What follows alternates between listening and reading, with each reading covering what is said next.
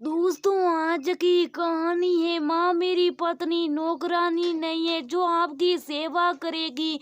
दोस्तों, कहानी शुरू करने से पहले अगर हमारे चैनल को सब्सक्राइब नहीं किया हो तो कर लीजिए ताकि आपके पास पहुँचे हर रोज नया वीडियो। बहू अभी तक सो रही। सुबह के 9 बज रहे। सांस बेलाजी की कड़कती आवाज सवरा के कान में पड़ी, पर उसका सिर इतना भारी हो रहा था कि उसे उठा ही न गया।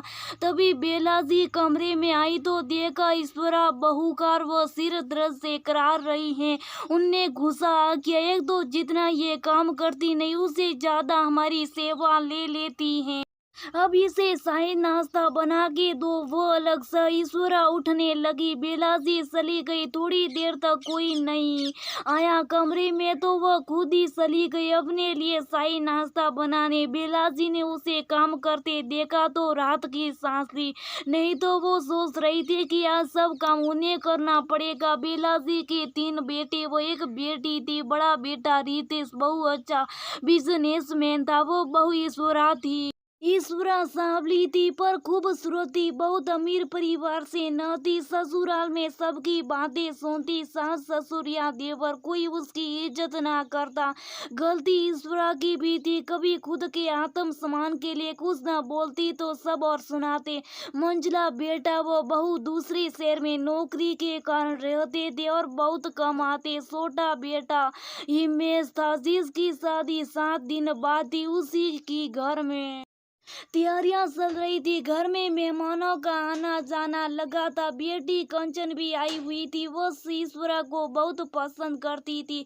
ईश्वरा ने कई बार उसकी कठिन समय में मदद की थी, पर अब उसका काम मेहमानों से मिलना व बातें करना था। कंचन भाभी की मदद करना चाहती पर बेलाजी उसे ईश्वरा से दूरी रखती। घर में सुबह से शाम तक खाना बनाना, शाही नाश्ते के साथ सफाई व शॉपिंग से आने वाली चीजों की पैकिंग सब ईश्वरा को ही करना पड़ता। ईश्वरा किचन से बाहर आई तो हिमेश ने कहा, ये दवा ले लीजिए और जल्दी खाना बनाइए, मेरे कुछ दोस्त आ रहे। कंचन ने कहा कि वो खाना बना देगी, पर बेलाजी ने उसे मेहमानों की लिस्ट शेयर करने व सजावट देखने में लगा दिया। ईश्वरा ने खाना बनाया पर उसे नमक का सही अंदाज ना हुआ और सब्जी में नमक ज्यादा हो गया, जिस पर हिमेश ने दोस्तों के सामने ईश्वरा को खूब सुनाया। वो बोला, ये क्या अपनी सूरत के जैसी सब्जी बनाई, कभी तो कुछ ढंग से काम कर ली कीजिए। घर की बड़ी बहू है, आपकी यहाँ इज्जत रह गई। मेरी दोस्तों के सामने बेलाजी भी जल्दी आ गई। बेटे की तरफ से बोलने इसके बाद ईश्वरा को खूब सुनाया गया। शुरू से आखिर तक वह चुपचाप कमरे में चली गई। कंचन को ये देख बहुत दुख हुआ। आखिर उसने बड़े भाई से बात की। थोड़ी देर में रितेश आए तो माँ ने हमेशा की तरह बड्डा सटाकर बहू की बुराई की। पता नहीं किस घड़ी में इसे बहू बनाए तो कुछ काम नहीं आता। न नेक नक्श की खूबसूरत है, अच्छा है जो हिमेश की शादी कर दे रही। वो आगे कुछ बोलते इससे पहले रितेश बोला, माँ मुझे बिजनेस के सिलसिले में दूसरे शहर जाना है।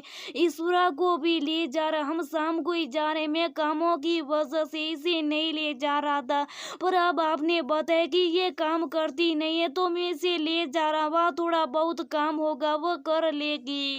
अब तो आपकी छोटी बहू भी आ जाएगी तो और आराम होगा। इस पर हिमेश बोला, मेरी पत्नी क्या माँ बाप की सेवा करने के लिए हम पहले साल से महीने तो घूमेंगे फिरे। मेरी पत्नी को मैं भाभी की तरह नौकरानी बनकर रहना नहीं दे सकता।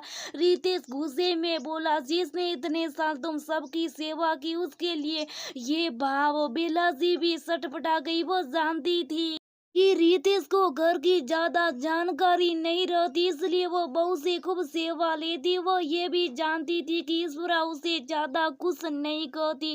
वो बोली, अरे रितेश ये क्या बोल रहा है, ईश्वरा बड़ी भाभी है तेरी, उसे नौकरानी कहता है। रितेश बोला, माँ मुझे सब पता चल गया आपके और सबके व्यवहार के बारे में। आज ईश्वरा को पुकारे पर ये आराम नहीं कर सकती। कंसन ने मुझे सब बता दिया और गलती मेरी भी है कि बिजनेस के सिलसिले में मैं इस पर ध्यान न दे सका। पर अब हम जा रहे शादी के दिन एक दिन के लिए मेहमान की तरह ही आएंगे। चलो ईश्वरा। ईश्वरा ने कोशिश की रितेश को मनाने की पर वो न माना। ईश्वरा भारी मन के साथ उसके साथ जाने लगी। बिलाजी ने भी जिद व गुस्से में उसे नहीं रोका पर कंचन को यकीन था कि 2 दिन में बिलासी उसे वापस बुलाने वाली। और यही हुआ। कंचन ने माँ को एहसास कराए, लोगों की बातों का डर बताया। उसने ईश्वरा को वापस बुलाने का बोला तो बेलाजी ने रितेश से बात की, मौके की नजाकत को समझाए। तब रितेश उसे लाया पर इस शर्त पर कि उसे बड़ी बहू का दर्जा व मान सम्मान दिया जाए। बेलाजी ने तब उसकी बात मान ली पर पता नहीं वह सच में बदल गई थी या ये सिर्फ बेटी की शादी के लिए दिखा